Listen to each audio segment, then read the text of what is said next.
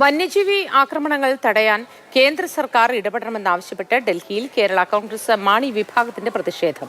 വന്യജീവി നിയമത്തിൽ ഭേദഗതി വരുത്തണമെന്ന മുദ്രാവാക്യമാണ് സമരത്തിൽ പ്രധാനമായും ഉന്നയിച്ചത്. ആക്രമിക്കാൻ വരുന്ന വന്യജീവികളെ വെടിവെച്ച് കൊല്ലാൻ അനുമതി വേണമെന്നാണ് കേരള കോൺഗ്രസ് മാണി വിഭാഗത്തിന്റെ ആവശ്യം. വനപാലകരെ ആക്രമിക്കാൻ ശ്രമിച്ച വന്യജീവിയെ വെടിവെച്ച് കൊന്നില്ലേ? അതേ നയം സാധാരണ മനുഷ്യരുടെ കാര്യത്തിലും വേണമെന്നാവശ്യപ്പെടുന്നു ജോസ് കെ മാണി MP. നമുക്ക് വേണ്ടത് ഒരു ഭേദഗതി. ആ ഭേദഗതി എന്ന് പറയുമ്പോൾ കൃത്യമായി ഈ നിയമത്തിനകത്ത് തന്നെ പറഞ്ഞിട്ടുണ്ട്. 1972 ആ നിയമത്തിൽ തന്നെ പറയുന്നുണ്ട്.